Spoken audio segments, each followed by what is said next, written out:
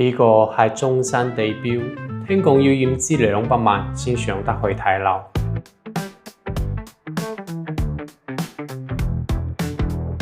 中山有3大地標：金鷹廣場、利和雙子塔、天逸國際廣場，而佢係中山唯一一個超200米嘅住宅建築，被譽為中山第一豪宅，配有直升機停機坪、無邊際泳池、健身房，落樓就係大型商場 Coco City。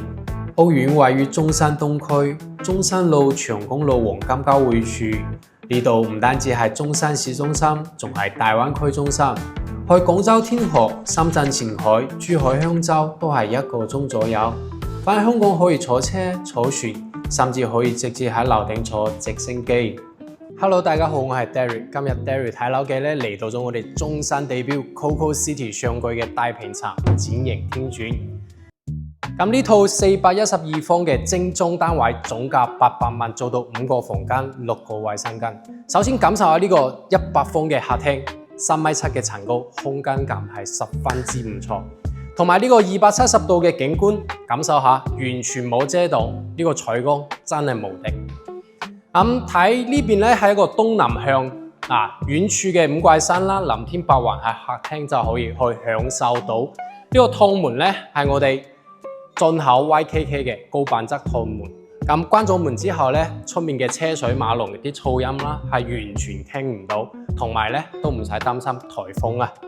咁打開門之後咧，就係另外一個世界，感受下，呢個風超級舒服噶。咁遠處嘅五桂山咧，就係我哋眼前啦，好似置身大自然啊！夜晚都可以欣賞我哋中山城區嘅呢個萬家燈火。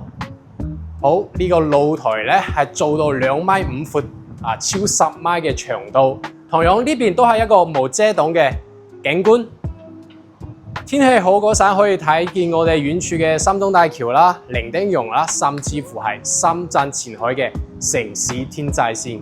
轉過嚟咧，同樣係超10米嘅露台，同樣係無遮擋嘅城市景觀。露台入嚟咧就係一個廚房位啦，呢邊做咗一個中島台啦，同埋我哋嘅西廚。呢邊入去咧就係一個好長好深嘅 U 型嘅中式廚房，空間都係非常之大嘅。咁而家咧我哋再去睇下主人房。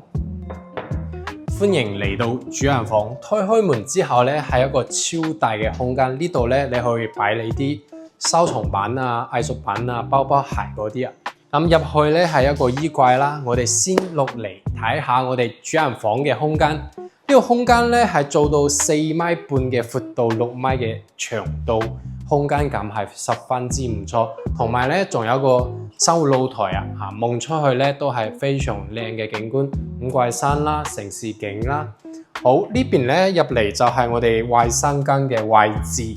咁呢個位咧，我覺得有啲浪費。如果俾我咧，我會整翻個桑拿房入嚟咧。而家係未開燈嘅狀態啦，係一個雙洗手池同埋我哋嘅浴缸啦。呢邊仲有個企缸位，呢啲全部都係做好裝修嘅。你中唔中意咧？過嚟咧就係一個衣櫃位啦。咁連翻出去咧就呢個入口嘅位置，一個回字形嘅動線。3間客房咧有2間係帶露台嘅，然之後佢嘅房間係做得唔大啦，不過佢嘅衛生間咧係做得好大。呢一套800萬412方嘅單位，你覺得點樣呢？講真，呢邊嘅裝修係有少少老氣嘅，不過喺我哋中山市中心咁核心嘅地段，擁有咁靚嘅景觀，南面、東面完全係冇遮擋嘅，呢個 view 真係非常之稀缺啊！同埋我哋展型天鑽咧130幾套嘅大平層，目前剩低最後呢一套34樓係高樓層嘅，其他10套咧全部都係中低樓層。不過我哋中低樓層咧價錢就會平好多咯，好似我哋14樓同樣大精裝修係去到660萬，咁其他9套咧係唔大裝修無批交付嘅，價錢咧單價11000幾。如果你感興趣，都係話我攞詳細資料。依家我哋就落去14樓睇下嗰套單位。OK， 依家咧我哋就嚟到14樓啦。咁呢邊咧係一個5梯4房嘅設計啦，同埋大家會感受下呢個咩叫做尊貴感。OK， 入到嚟咧係一個一戶花園，一個玄關位，同埋大家可以感受下我哋14樓同埋34樓嘅一個景觀嘅區別啦。呢邊望翻出去景觀就有呢啲建築喺度嘅，爭少少，不過採光都係非常之靚啦。同埋呢邊係可以做方窗嘅，不過咧你就要留翻少少嘅位咯。唔可以完全幫晒出去。咁呢邊嘅裝修就對比樓上係靚咗好多嘅。咁裝修標準係3000蚊一方嘅，總價咧就係660萬，睇你中唔中意啦。好，我哋就入去睇下主人房，同樣都係一個雙開門嘅設計。入到嚟咧，呢個衣帽間做得非常之靚。好，係咪你夢想嘅衣帽間？入嚟咧，呢個主人房空間同樣都係好大嘅，都同樣係帶我哋露台啦。望出去都一樣可以望到我哋五怪山嘅。好，入嚟感受下呢個主位啦。主位嘅設計又唔同啦，不過同樣都有浴缸啦、兩個洗手盆啦、乾濕分離嘅一個淋浴區同埋坐便區。過去感受下其他房間有咩區別，有咩唔同。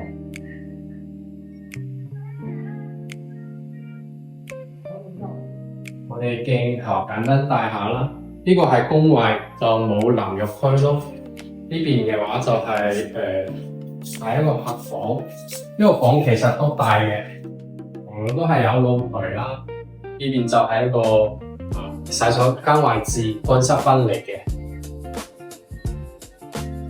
OK，跟住出嚟咧，入口左手邊其實係有個衣帽間嘅位置，細少少不過有。好，對面咧係一個工人房，工人房好細，不過都 OK， 擺張床啦，同埋咧有呢個淋浴區，不過就乾濕唔翻嚟咯。呢邊第二個客房咧，同頭先嗰個就空間差唔多大，同樣都係有露台嘅，望翻出去都係冇遮擋嘅一個景觀啦。OK， 入去第三間客房，呢間客房咧就冇呢個露台嘅啦，不過咧同樣都係有乾濕分離嘅一個洗手間，呢個採光面同樣都係好正嘅。OK， 簡單參觀下啦，睇下你中意邊個樓層邊種裝修風格。咁如果都唔啱你，你都可以買翻我哋毛坯啦，毛坯單價就11000幾，你可以自己去裝修翻。好多人話買大平層去裝修唔係幾好貴，咁其實你可以睇下參考呢個啦，3000蚊一方，400幾方就幾多錢啊？100萬咯。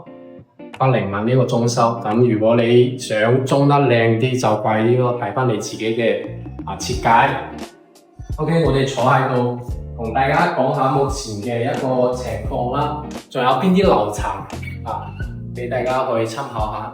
OK， 目前我哋展營天鑽咧就剩得最後嘅11套貨啦。咁頭先我哋睇嘅兩個大裝修單位啦，34樓就係總價800萬，14樓咧就係660幾萬。其他9套全部都係毛坯交付嘅，咁單價咧都會低好多低樓層嘅8樓、7樓、9樓就11000幾，中樓層20樓、21樓、22樓就12500咯。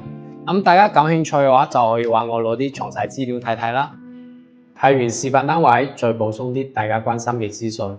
呢個項目有商場、寫字樓、住宅、公寓組成，住宅同細面積嘅公寓全部賣晒㗎啦。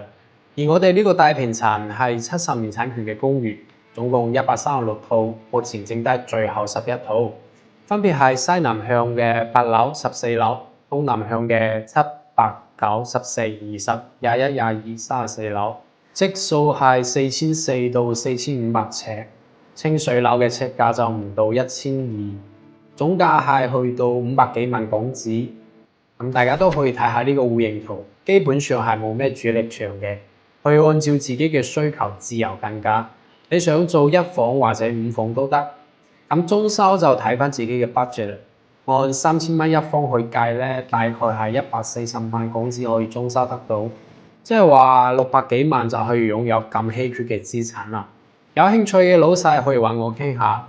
最後，至於日常嘅持有成本，電費係8毫子一度，水費4個半一方，物業費6蚊一方，車位嘅話租係750蚊一個月，買嘅話大概30幾萬一個。我幫大家計過條數啦，按一家三口2部車嘅標準，每個月嘅支出大約係6000蚊左右，係終身住大平層嘅費用，其實冇想象中咁貴。OK， 條片到呢度就差唔多啦。最後我想問下大家，600萬預算北上置業，你會買中山市中心嘅大平層，定係郊區嘅別墅，或者去深圳買150方嘅普通住宅？歡迎大家喺留言區討論下。我係 Derek，我哋下期再見，拜拜。